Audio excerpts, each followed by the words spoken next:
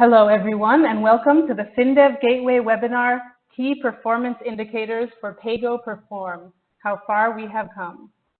My name is Abby Augusta. I'm an editor for FinDev Gateway, and I'm pleased to welcome you to this webinar. Our series of FinDev webinars allow financial inclusion practitioners like you to share lessons and attend online presentations and discussions delivered by the world's leading financial inclusion experts. Before we get started, I just wanted to share a couple of notes on logistics. First of all, this is an audio broadcast, so all attendees will have their microphones muted automatically. So in order to ask questions during the webinar, please use the chat box on the right-hand side of the WebEx window. We invite you to submit your questions at any time during the webinar presentation, and we will address them in the Q&A session at the end. In order to ensure your question is seen by the moderator, please select all participants from the drop-down menu when you send in your question. We have over 150 people registered for this webinar, so we may not be able to get to everyone's questions, but we will share the PAYGo Perform contact information at the end so that you can also follow up with them if your question remains unanswered. Finally, the webinar recording and presentation will be available on the FinDev Gateway website after the webinar is finished, and we will also email the webinar recording to all participants. For today's webinar, we have 6 panelists who will share their expertise and experience with us. They are Nikki Kaki of CGAP, Alexander Sotiriou, also of CGAP, Miguel Soriano from the IFC, Avi Jacobson from SunFunder, Jeff Manley from the CDC Group, and Wanji Nanga of Gogla. And without further ado, I will now hand over the presentation to Miguel Soriano from the IFC to kick us off. Thank you, Abby. Welcome, everyone. My name is Miguel Soriano, and I work in IFC's Lighting Global Group. Before we get started with a progress update on PAYGo Perform, I thought it would be very helpful for those of you who are new to give you a brief introduction of the Perform initiative. Specifically, I'll talk a little bit why it was created, what are the objectives, and the structure and governance. Off-grid solar has made tremendous progress over the last 10 years to provide access to electricity to more than 25% of the global population that still remains energy poor. The pay-as-go solar business model continues to demonstrate significant growth across many emerging countries, including African nations as well as East Asia and South Asia. However, as we look to the future, there are a number of challenges that need to be addressed. Specifically, and more importantly, is around the challenge related to capital and to be able to fund these businesses so that they can scale up. It is estimated that in the next 5 years, there's going to be a $2.5 billion funding gap for the off-grid solar sector, with most of it has been slated for working capital purposes. In addition to that, there is limited, neutral, reliable information around the market size, financial, and operational performance of PAYGo firms.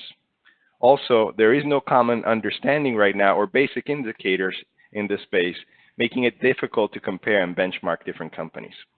In order to attract that needed capital and new sources of funding, we need to establish metrics that are going to be helpful to be able to analyze and evaluate these firms. That is the main reason why PAYGo Perform was established.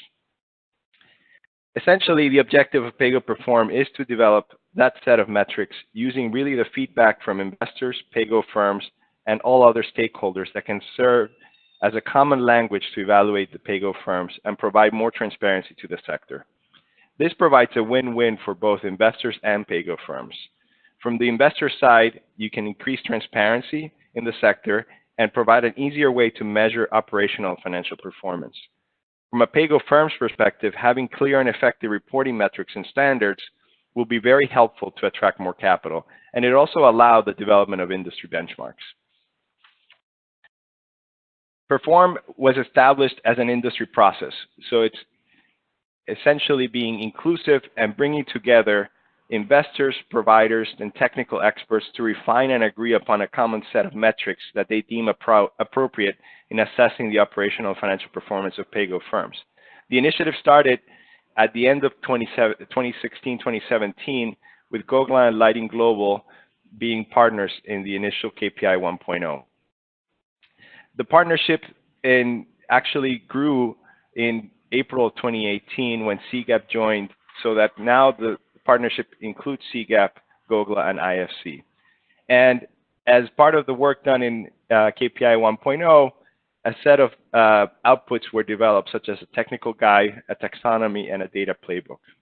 Based on consultations and pilot testing, a workshop was convened at the end of November in Kigali, where the results of KPI 1.0 were presented. At this point, it was decided that to refine the work, working groups needed to be established, and the KPI 2.0 was put forth.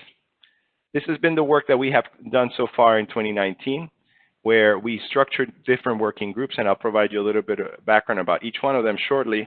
And the working groups have been composed by different folks within the industry, both from the investor side, consultant and advisory firms, as well as PAYGo firms that meet and deliberate and make recommendations on what are the best metrics to use. We actually had a progress update done at the workshop in Amsterdam in mid-June during the AGM at Gogla, where we provided a view of where we are today.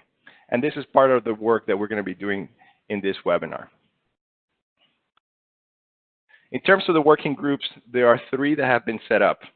Portfolio Quality Working Group reviews metrics related to the credit risk and portfolio quality of PAYGo firms. As you will see for all of these working groups, they are all made up and led by both investors and PAYGo firms.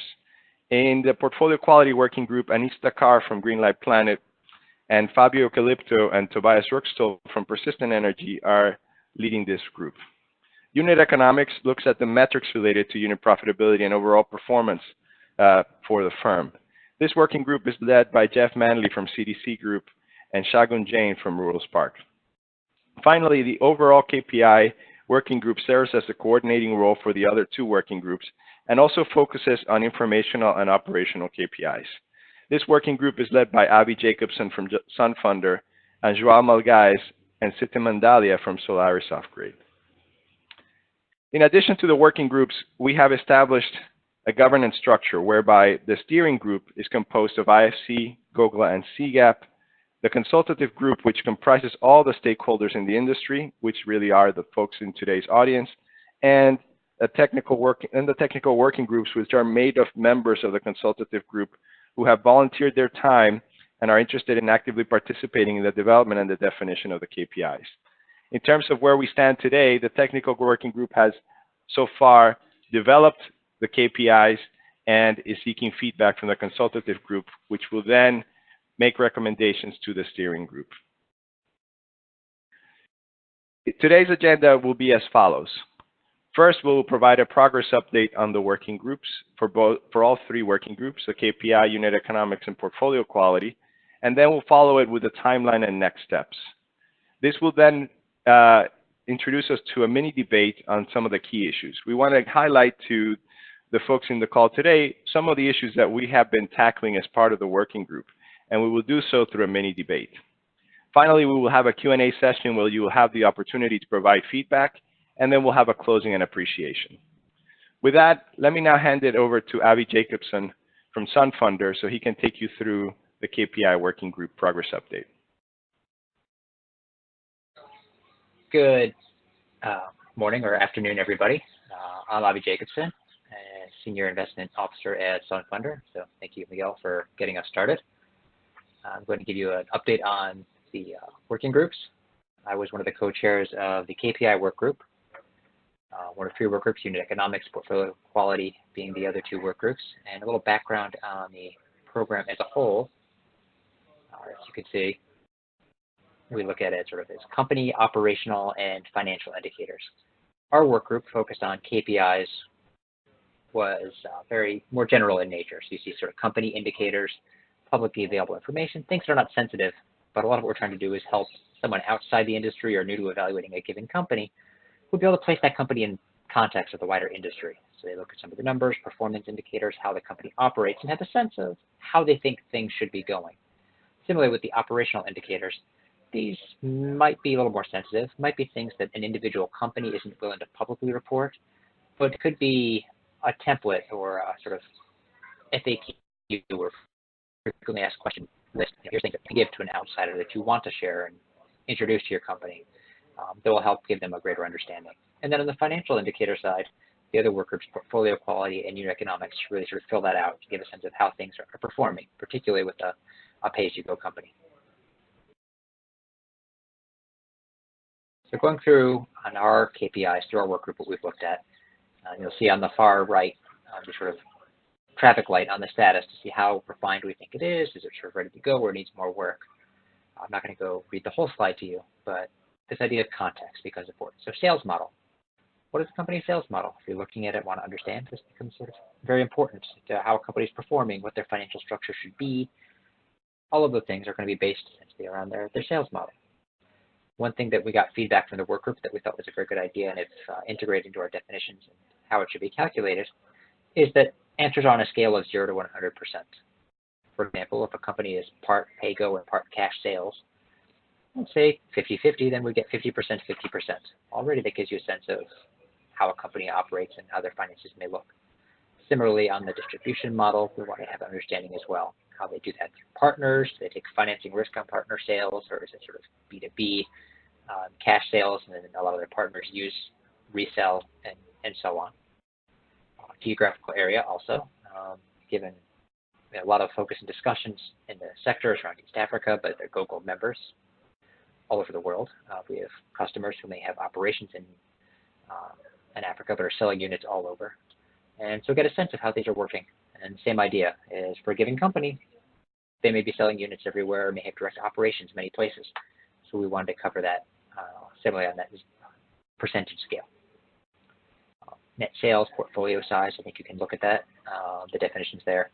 And so you can see we're trying to get a sense of how mature a company is. The more sales, the larger the portfolio. Typically, though obviously not necessarily, indicators of company maturity, which, so we'll say over and over, provides context for analyzing a company and understanding their place in the sector as well. Now, on these operational KPIs, we're looking at issues such as average selling price, and how we get into that has been subject to a lot of discussion. What would be shared, how that should be shared. So the definition seems simple, and we see a green status bar, but we know that may be subject to additional discussion within the work group as well, as to whether that is something that adds value if it's not being shared publicly, and how would that be shared publicly appropriately. Also, sales per distribution channel, sales point churn rate, and that trying to define what a sales point is, open to question what your sales model is important as well. But we do want to find a good way to measure across different types of business models what the churn is amongst the sales team. So whether it's an internal sales team, commissioned from the agents, through partner networks, it takes time, it takes operating costs to train, replace, retain your sales channels. So the more stable that is, the healthier a company may be, or at least the less that costs them, and the more they can focus on larger execution and servicing their end users. Warranty cost is a way of catching product quality. And the promoter score is, across businesses, something that's well understood as a way of measuring people's comfort with a company, their willingness to promote that to friends, sort of some virality, if you will, for marketing in many ways. But there's also a question of capacity. So while it would be interesting to catch that, if a company or if many companies have the capacity to go out and seek a net promoter score is an open question. So that's going to be subject to more discussion within the work group.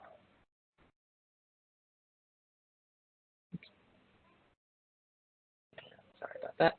And now next steps for our work group. Part of it, gathering feedback from the members of the work group, looking across the different work groups to get feedback on some of the portfolio quality indicators and how they interrelate with what we've been doing. Want to make sure, as you can sort of see, there's completeness, that these have clear explanatory power, that gaps, loopholes, and also means trying to mitigate or limit how easily it would be to game these KPIs. We want them to have value. We don't want them to be just targets where you can play accounting games with your numbers and then look stronger than you are. This should have value both for the operating company itself and outside evaluators. It should be easy to calculate. We're not trying to create an undue burden. We're trying to add value, sort of standardize how people think about the sector, but also make it easy to think about the sector, not harder.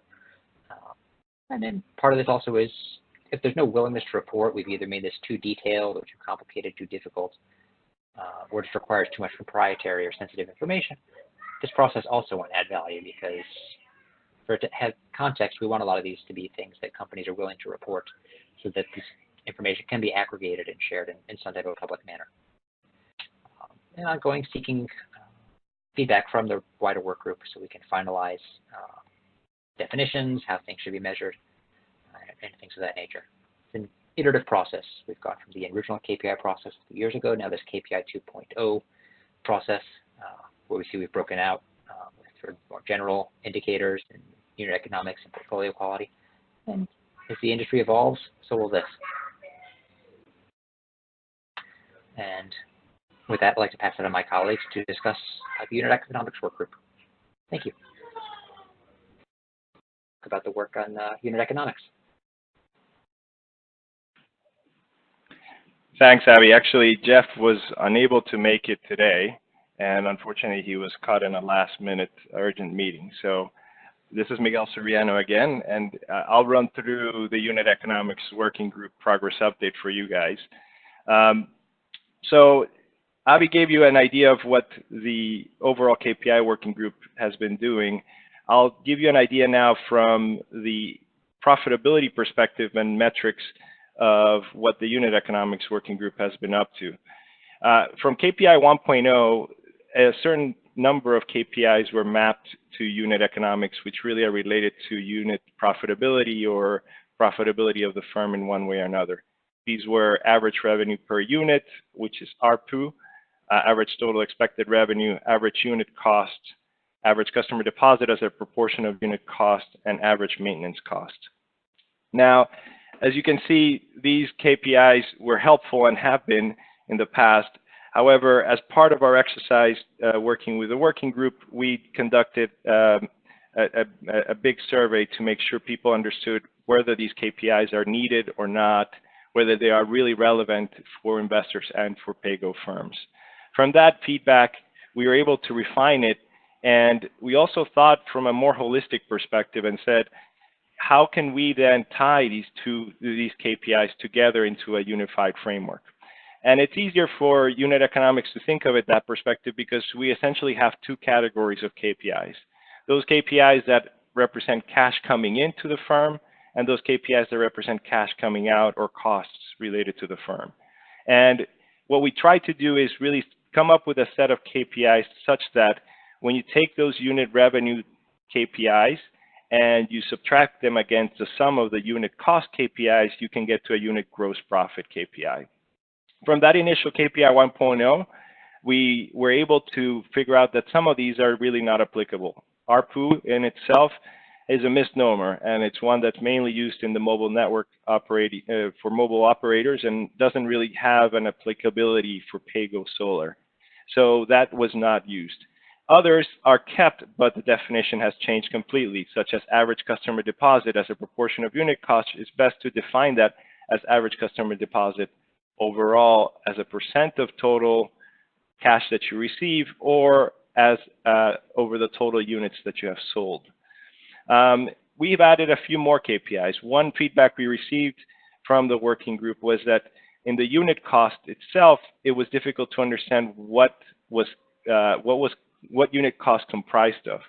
So we broke that out into different categories of unit cost. And as you can see, we have 6 here: average credit cost, average sales and distribution cost, average device cost, average maintenance cost, and average financing cost. Now, there are a lot of them here. And as you can imagine, one of the key objectives of the PAYGo Perform initiative and defining these KPIs is we want to simplify. We want a set of KPIs that are exhaustive to help us define as much as possible and comprehensive, but at the same time, we want to limit the number of KPIs that we develop.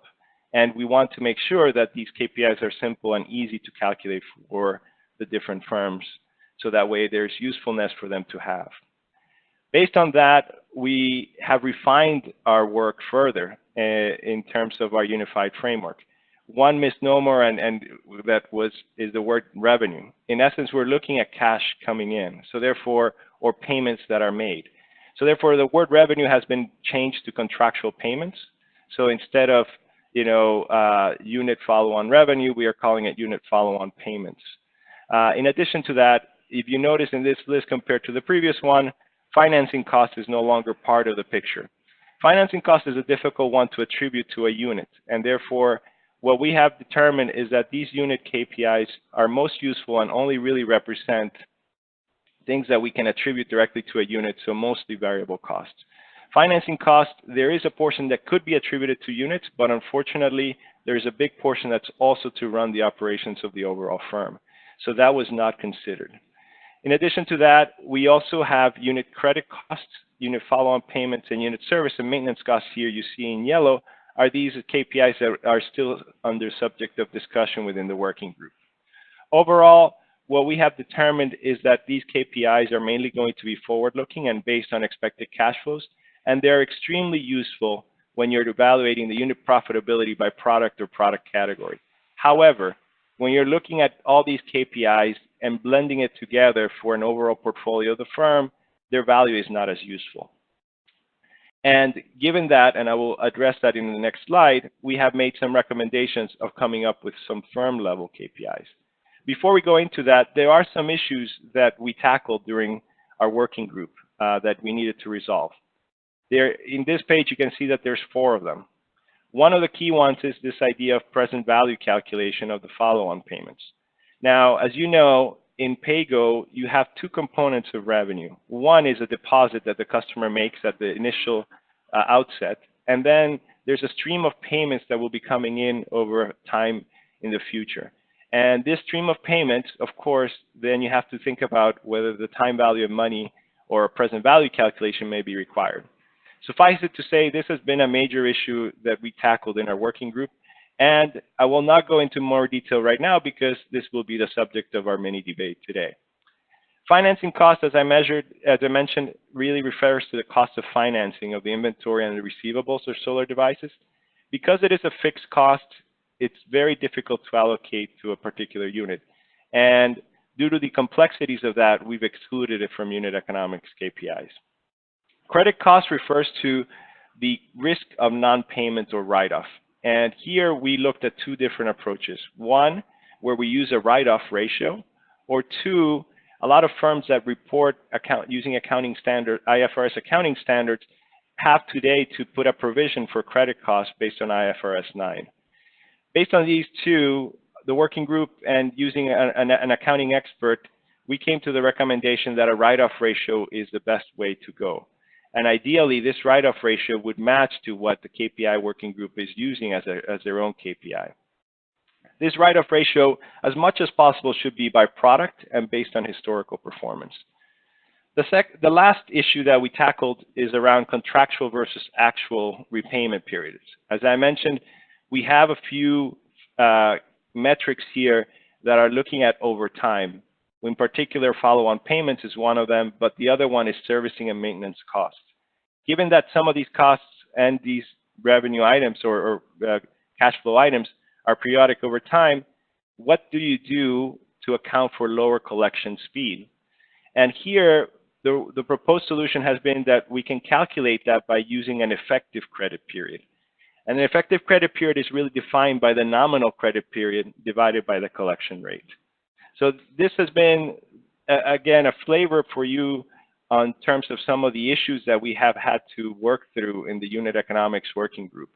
In terms of our next steps, as I mentioned earlier, the unit economic or unit level KPIs we have put together are very helpful to evaluate that profitability by individual product or product category, and really helps a company to say, how do I look at my profitability in looking through the different cost and cash components.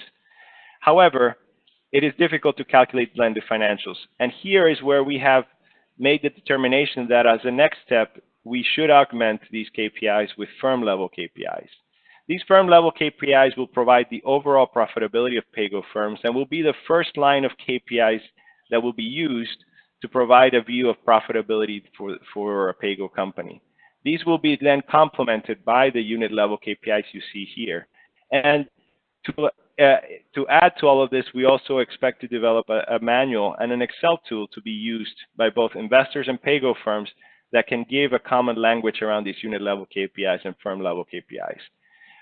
So far, we have already determined what those firm-level KPIs will be, and we are finalizing that list as we speak right now. Given that, let me now move forward and turn it over to Nikki Kaki from CGAP to give you an overview of the Portfolio Quality Working Group. Thanks, Miguel. Before I get started on the Portfolio Quality Working Group progress update, I just wanted to remind everyone that although we're kind of talking at you right now, giving you updates, we will be having a lot more interaction towards the end of this webinar, and really encourage you to ask your questions through the chat feature. We will select some of them to answer at the end.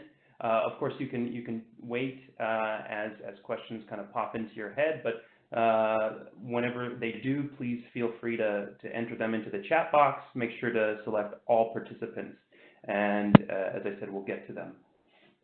With that, the Portfolio Quality Working Group was tasked with proposing a set of indicators that would provide a good high-level indication of the quality of the receivables of a PAYGo solar company. Led by Anish Thakur of Greenlight Planet and Tobias Ruchtel and Fabio Eucalypto from Persistent, and powered by a well-represented cross-section of industry stakeholders, we started by examining two important aspects of portfolio quality in the PAYGo solar space: collection efficiency and loss. We looked at the existing KPIs and asked ourselves how well they address these features and if they needed to be refined or replaced. We viewed an array of suggested KPIs individually and collectively through the lenses of various tests to minimize the potential for missing important dynamics that could mask or misrepresent actual portfolio quality. We show here a mapping of the set of recommended KPIs to the nearest analog from version 1.0, but it's important to note that the process we used was much more open-ended and exploratory than this chart would suggest.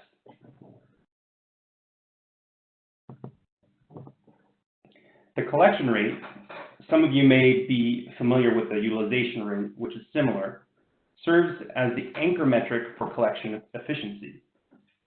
This is the ratio of actual receivables collected over what could have been collected.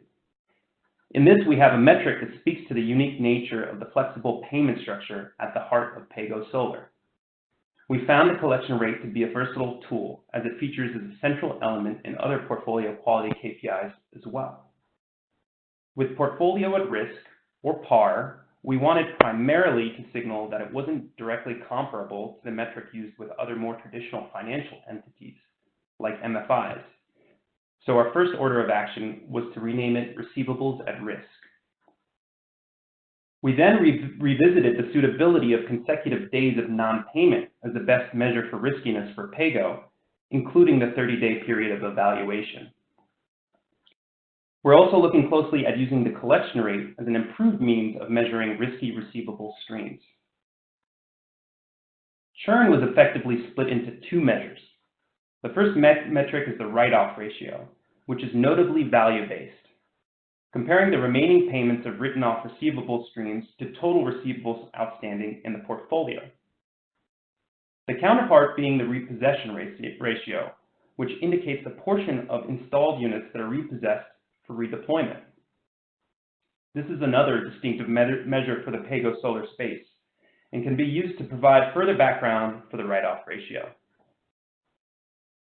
The working groups also looked at ancillary indicators that, while not direct measures of portfolio quality, provide important information to help place the other portfolio quality KPIs in the appropriate context. In addition to the average credit period, we've included an effective credit period, which is the credit period that is implied by the company's overall collection rate. The receivables portfolio growth rate, which can be derived from annual receivables portfolio size figures, will provide an important frame of reference as high growth can blunt wide-angle portfolio quality metrics.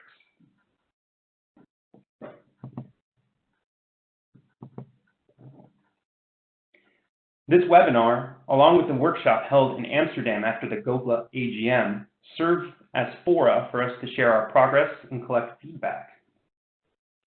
We look to those of you listening in now, as well as others catching up later from the recording, to help us evaluate the recommended KPIs across a number of important dimensions. Further, we hope to leverage the consultative group's experience to zoom in on periods of evaluation and key thresholds to focus on during our pilot phase. Beyond the headline indicators, we hope to develop a range of analytical tools that apply the KPIs over different cohorts, periods, and thresholds to provide companies and investors further insight.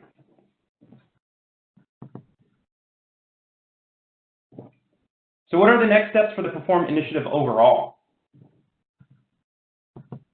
In the next couple of weeks, we'll be sharing a survey to all members of the consultative group in order to collect feedback vital to getting the recommended set of KPIs ready for piloting. This is also an opportunity for you to get a closer look at some of the issues we're confronting and to guide the initiative with your experience and preferences before the indicators are implemented. If you're not sure if you're already signed up on our list, please be sure to send us an email at paygoperform@gogla.org. Around that time, the survey responses that are coming in, we'll be conducting a needs assessment to determine the best way forward with data collection for the pilot and beyond. In October, armed with your survey responses and advice gathered from additional working group consultations, we plan to have the KPIs ready for pilot. We'll also be working on the logistics of setting up and administering the pilot during this time so that we can complete the pilot over the first 2 quarters of 2020. The pilot will allow us to test the KPIs in practice and iron out issues from fine-tuning definitions and formulas to simplifying calculation and collection ahead of sharing the final set of recommended KPIs.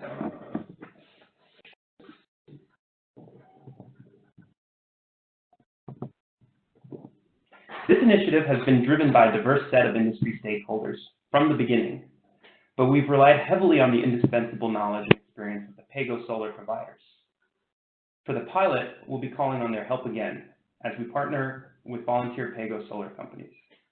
We'll be sharing more information on this with you in the coming days, but for those of you who are interested in participating or learning more, please send us an email.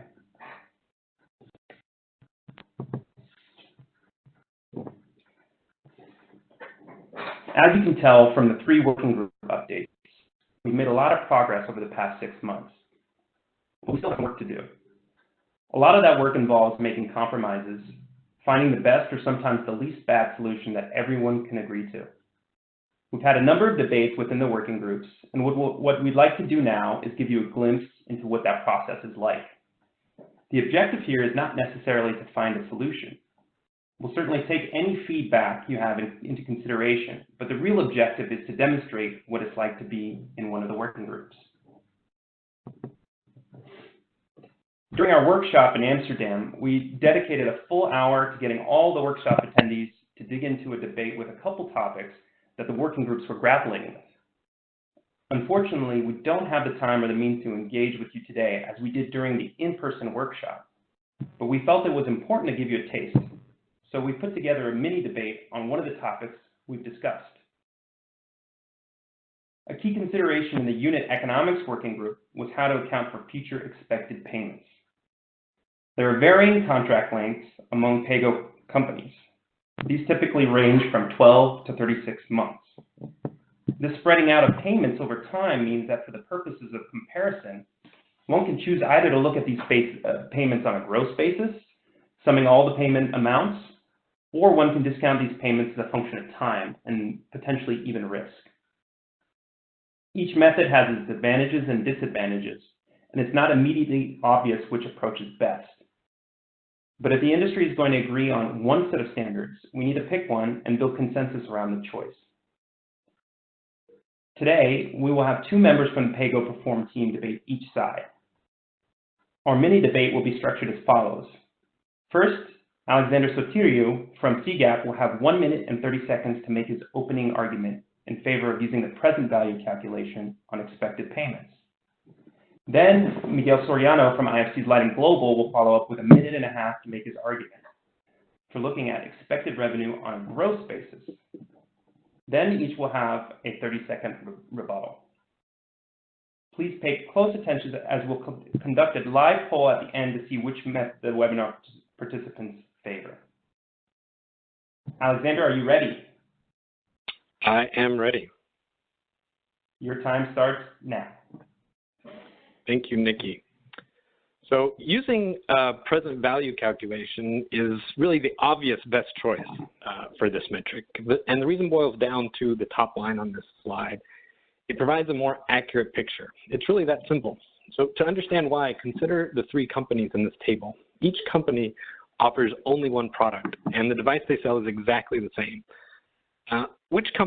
So the only difference between them is when they get paid.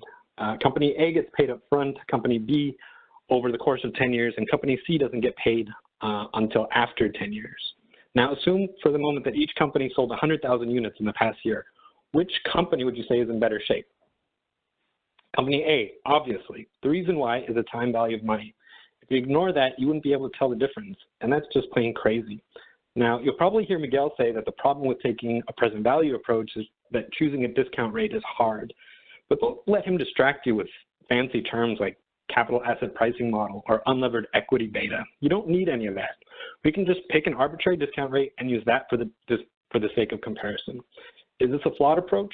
Yes, but it's a minor flaw compared to the enormous, gargantuan, crazy error you would be making if you didn't use a discount rate at all. That's what I did in the table here, and you can see it helps you differentiate between these companies. So to summarize, focusing only on gross payments makes these companies look exactly the same. But that's crazy. They're obviously different. So don't be crazy. Use present value. Thank you very much, Alex. With that, we'll hand it over to Miguel. Well, thanks, Alexander. That's a very compelling argument. But I think there's a major flaw in your argument.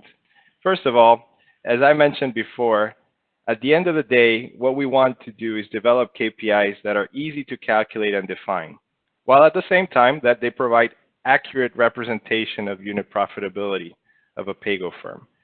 By doing a present value calculation, it's no longer simple, and it's no longer straightforward. And believe me, even though Alexander mentioned that you can use an arbitrary or fixed discount rate, guess what? Most firms have different discount rates. And the reason for it is because they're at different stages of development and therefore have different risk levels. So assuming an arbitrary or fixed discount rate is actually very, very wrong, because you are no longer accounting for the actual payments that this firm will be receiving. Now, I totally agree with Alexander that calculation of present value of expected payments is necessary. However, this exercise should not be done by us, the consultative group, or the technical working group and defining the KPI already as a present value, but that job should be left for the investor, since there may be some assumptions that they may have in terms of the discount rate they want to use. And investors may not agree with the arbitrary discount rate that has been chosen. So therefore, they will have to redo the calculation in any case. By having a gross amount and a gross figure without doing the present value, you can then do any sensitivity analysis. For example, whether you want to look at foreign currency risk or credit risk. So in summary, Miguel, I have to cut you off there. You've hit your time. Please follow up in the bottom. Sorry. No worries. For it, Alex. Oh, sorry, I was on mute. So Miguel provides some compelling considerations, but I think those considerations are best dealt with the present value approach. Focusing on accuracy for a moment. Again, these 3 companies, A, B, and C, are completely different, and we can see that. But if you focus just on gross payments, you don't see that at all. So it's a misrepresentation. So the solutions, none of these are perfect, but I would argue that the present value solution is the least bad solution that we can go for here. Well, thank you, Alex. So, well, what Alex hasn't told you is that there's an additional complication of performing the present value of the expected payments. And that is that if you do discount the revenue, you will also need to discount the cost component KPIs in order to be consistent and accurate. So this further complicates the KPIs and makes them more difficult to understand and calculate. Coming back to my endpoint, ultimately we want these KPIs to be simple, easy to calculate. So therefore, gross makes the most sense. Thank you. Thank you both. Truly fascinating and entertaining debate. Now it's time to see what all the participants think.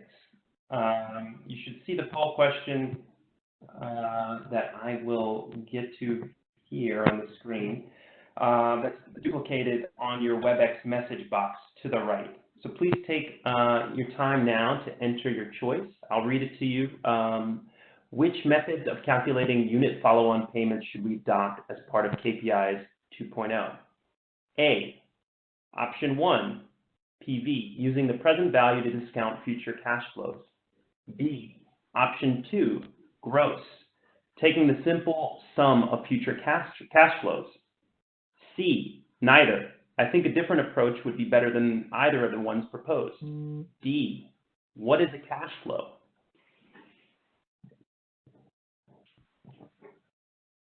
Okay, we have the responses coming in. We have a lot of participants, so I'm hoping to get a lot of engagement here.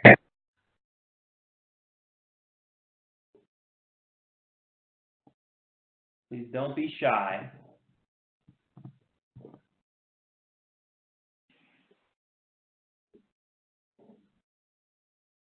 For those of you that have mastered the polling tool, you can also think about what questions to ask during the Q&A and add them to the chat.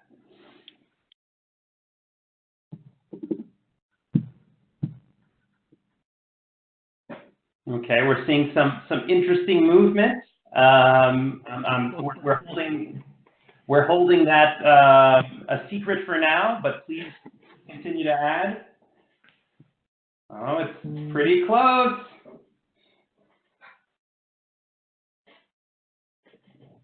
This is exciting. I don't know about you guys, but this is a great way to start the day for me. Okay, we've got about 30 folks in, almost 40 now. I think there are 70 or so of you up, so let's see if we can get a few more. And then we'll close it off in the last 10 seconds.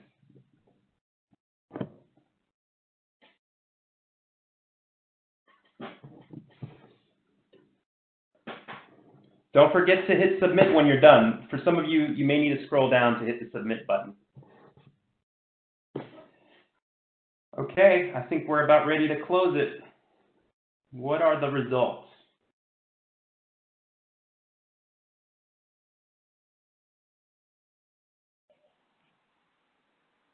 I'm on the edge of my seat.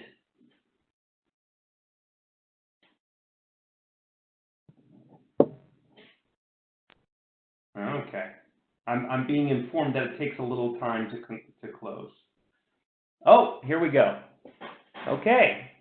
So we have in the lead, well, actually in the lead we have no answer, but let's ignore that for now. Option 1, 30%, well, I think much more than 30% of those that answered chose present value. So using the present value, and then not too far behind, 5 fewer votes for gross. So that's pretty close. And then neither got 4 votes. I would love to hear, maybe during the Q&A stage, if anyone feels strongly about another approach that they would recommend. If you could add that to the question, that we would really appreciate hearing that. So thanks for everyone for your feedback. Within the working groups, we have these types of debates on a regular basis. If you're like us and find engaging on these topics to be riveting, we encourage you to get involved in our working groups. If you're more interested in just hearing about the conclusions from our process and about other events and webinars like this one, we encourage you to visit the PAYGo Perform site and to join our mailing list. Like that, we'll move on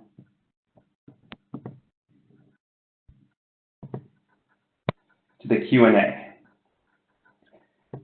Now that we've got you warmed up with a little participation in the mini debate, let's open up for some direct feedback from you and also give you an opportunity to ask us some questions. We're going to start with a two-question poll. It should be showing up now on your screens on the right in the chat, in the chat box. Let me read them for you. Looking at the collective set of KPIs, the progress is A, on track, B, moving in the right direction, C, not moving in the right direction. And the second question is, how do you feel about the number of KPIs currently proposed? A, the proposed KPIs are all/almost all important and manageable.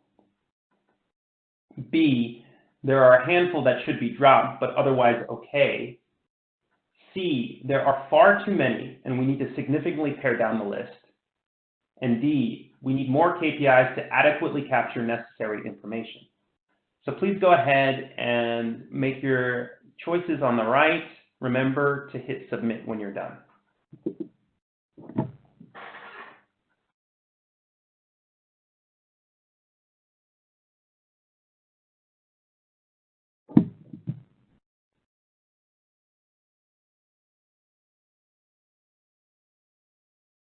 And for those of you who have gone ahead and finished and submitted, please also think about questions because we'll move to Q&A right after this.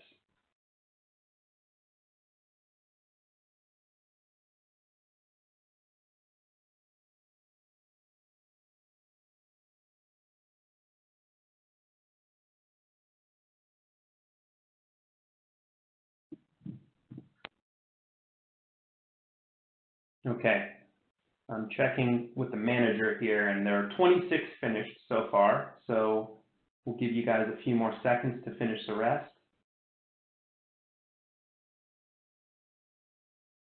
30.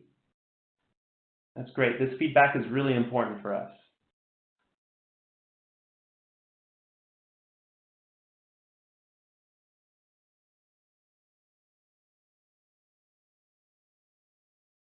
Okay, I think we're going to start closing it off.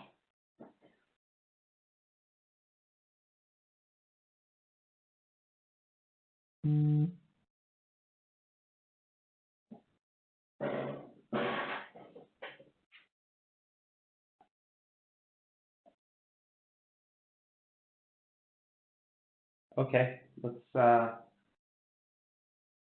close it here.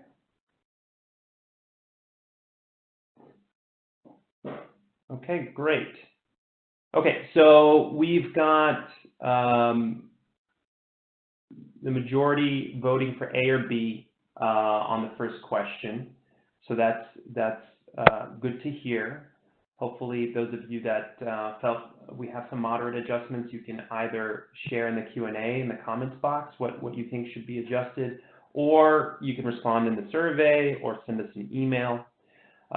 For those of you on the second question about the number of KPIs, we also seem to be kind of in the same ballpark. So that's all good to know. Again, if you feel strongly about any of this and weren't able to provide information, feel free to send us an email. With that, we're going to move over to the kind of the open Q&A phase of our webinar. And one of the first questions that we've selected from the list is, what are the implications to different accounting practices for asset quality KPIs, cash versus accrual?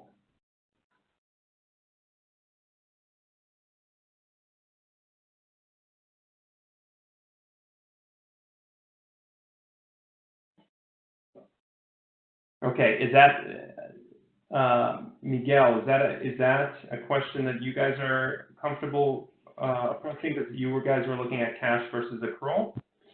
Yeah, no, and thanks, Nikki, and happy to address it. I think what's throwing me off a little bit is asset quality, because that sounds a little bit more around portfolio, but I can take it from a profitability perspective.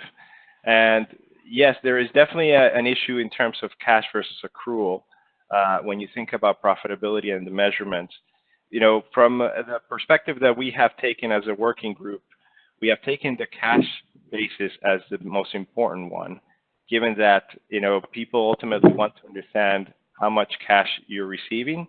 And therefore, when you look at how we looked at the revenue piece or the revenue part of the KPI metrics, we changed it to be more looking at it from a cash perspective. An accrual perspective is also useful, but there's a big timing issue with it on how you recognize it. On the accrual side too, on the revenue, there is a challenge because a lot of firms also are using different accounting practices in terms of how they recognize revenue. So that makes it challenging to be able to compare across different firms if we will ultimately develop industry benchmarks. So that's the reason why we took the cash approach. And again, I'm giving you the perspective from the unit economics KPIs. I don't know, Nikki, if you have anything to add further from portfolio quality. Yeah, I would say from the portfolio quality side, we're not really looking at accrual-based methods either. We're not looking at income statements. These are looking at payments that are made, payments that are to be made. So that is much more on a cash basis anyway. So it's not really an issue there. One of the areas that is left up for the companies to kind of determine is write-offs, and that's something that we're kind of working with now, is how to kind of define write-offs. Should we cap it? Should we leave it for the companies to determine on their own, no matter how long they want to determine whether or not something has been written off, and then expect it to show up in some of the other portfolio quality measures? But that's something we're working through, and that's something we'll also address in the survey that we're going to be sharing shortly. So we've only gotten one other question now, so I'm hoping there will be more comments as this question is being read out. So please, this is the opportunity for you guys to kind of really give some feedback and get some live responses. Of course, if you're shy and you want to share later, that's also fine. So the second question we've gotten is, as a newbie, when setting up the data feeds, is there any chance to also gather categorized reasons for write-offs? I would have to say, from my perspective, that's probably something that can be considered, certainly, but will ultimately be up to the companies themselves if they want to share and collect. I think this kind of first pass we're going through is to get a very high-level understanding of the KPIs, and then as we establish some of these headline metrics, then we can certainly move toward more granularity.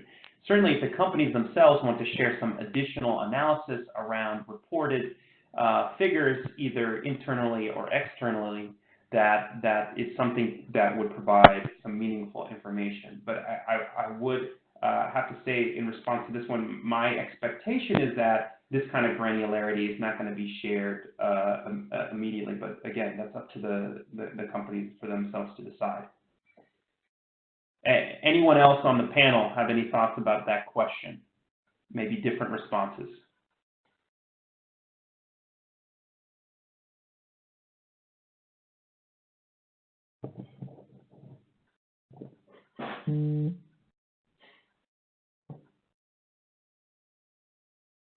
Okay, we'll move on to another question that came in. What are the opportunities and challenges with the model of working with financial institutions, taking the PAYGo financing bit, whilst the solar company focuses on product distribution and after-sales service? This way, solar companies do not need to master new financing, portfolio risk, Forex considerations, which does not appear to be their forte. Okay, there's a lot in that question, certainly around disaggregation, and I do think we're seeing a bit of that happening in the space, but still more towards kind of a experimentation phase. But let me pass this to Avi to answer. Thanks. So I'm an investment officer with SunFunder. SunFunder has been investing specifically in pay-as-you-go companies for the entirety, I would say, of our 7-year history. And we've watched the sector evolve and grow dramatically. I think we've been one of the market leaders in setting up specific receivables financing facilities. And probably one of the few, our SAFI products is one of the few that we've seen repeated and scaled in the market. And additionally, we've experimented partnering, say, with CDC on some on-balance sheet but receivable-backed structures as well.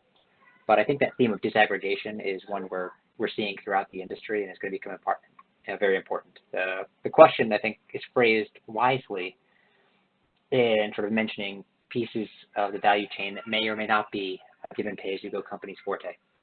And where I say that is we can look at, there's some companies that specialize specifically in CRM functions with pay-as-you-go or sort of the mobile money integrations. Companies that want to specialize not so much in product development, but in reselling third-party designed products on a pay-as-you-go basis, and then finding a way to finance that receivable. The receivables financing piece, I think, is a struggle for some of these companies because we've seen writing by people on this panel talk about how you've got this sort of confusing financial structure. So there is a need, however it's done, for companies to find a viable way to finance that. I think as the sector grows and you see more performance on the portfolios, grow in scale, grow in timing, grow in sophistication, how it's reported, it becomes something that existing financial institutions and local banks could get involved with, or intermediaries such as SunFunder. We actively work on coming up with better structures to draw in new investors. The big issue I sort of talk about all the time is if you want, as we mentioned here, sort of financial institutions to come in, it's got to look like something they invest in. And right now, you're dealing with sort of unbanked, unrated populations for the most part, which is not to say that they're not creditworthy, but you've got to package them in a way that banks, other financial institutions are comfortable. The rush of, I think, development institutions is in some ways helpful because it's showing a desire to crowd in and scale the industry and crowd in these investors. We see Power Africa working with AFBB to bring in sort of pension funds and more institutional investors. The pieces are coming, I think, into place to draw in the right kinds of capital. And along with that is, you can imagine, the local currency piece as well, because it's local pension funds, local institutional investors. They're investing in local currency. So the opportunities are there, but I think we're missing some scale and packaging it in the right way, and still some track record as well. But yeah, we should be in that direction. But I don't think companies want to completely separate themselves. I'm not sure investors are yet comfortable with the idea of separating the receivable and the ongoing servicing from how a company develops. But greater standardization and convergence of some of the business models or contracting models may resolve that. So it's a work in progress. Thanks very much, Avi. That was a really helpful response. We've actually gotten some more questions to come in as well, but in order to stay within our time limit, we're going to have to move on here, unfortunately. But we'll try to get back to any questions that are asked now or later directly. So with that, we just want to thank everyone again for all your questions and feedback. Now I'm going to hand it over to Wanji Nganga of Gogla to close things out.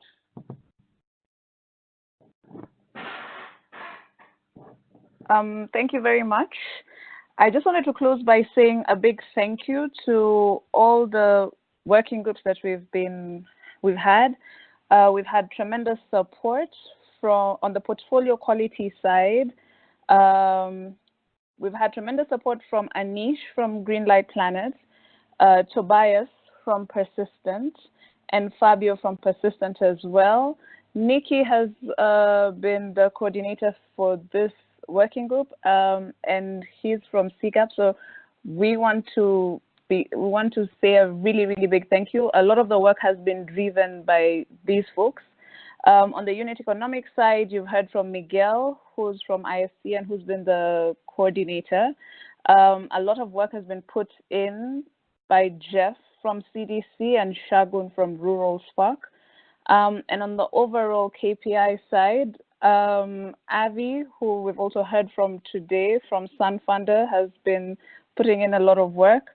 Joao and Sitan, both from Solaris, have been incredibly helpful. Special thanks to Alexander from Azuri for all his help. Again, this has been a collaborative process. We wouldn't have been able to achieve the progress that we've been able to achieve so far without the help of these folks. In general, also, we've gotten a lot of help from various organizations, PAYGo firms, investors, and foundations, all listed on that slide. I won't go through each of them, as well as advisory consulting firms. Different people have given us a lot of output, and we are extremely grateful. What's super important to us is to be able to hear from you and get your feedback. We continue to use the email address paygoperform@googler.org, so that please feel free to send us your feedback. It's important for us to continue to be able to hear your questions. It's important for us to continue to be able to hear your feedback, to be able to bring in as many opinions as we can so that we can make sure this continues to be as consultative as possible. If there's anything you think we haven't covered, if you have ideas and suggestions that you think we need to cover that we are not already thinking about, we are really, really interested in hearing that. If you'd like to be more involved as well in any capacity, please write to us and let us know. And then lastly, it's super important for us to understand your opinion of this webinar. Things that you especially loved and things that you think we could improve on will be very, very helpful for us.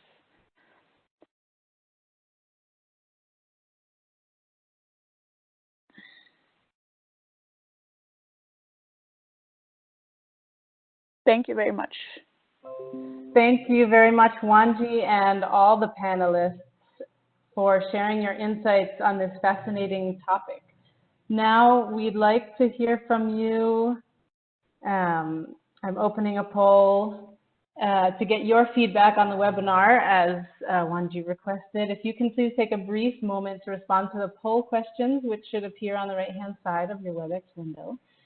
And before we close, I just wanted to mention what's next. We will email you when the webinar recording and the presentation become available on the FinDev Gateway website. That should be in the next 2 days. We also invite you to visit the PAYGo Perform Community of Practice page on FinDev Gateway at the link, which I'll add into the chat box in a moment. And of course, for more financial inclusion resources, you can visit findevgateway.org. Once again, a big thank you to the presenters and to all of you who joined the webinar for your questions and engagement on the topic. Thank you.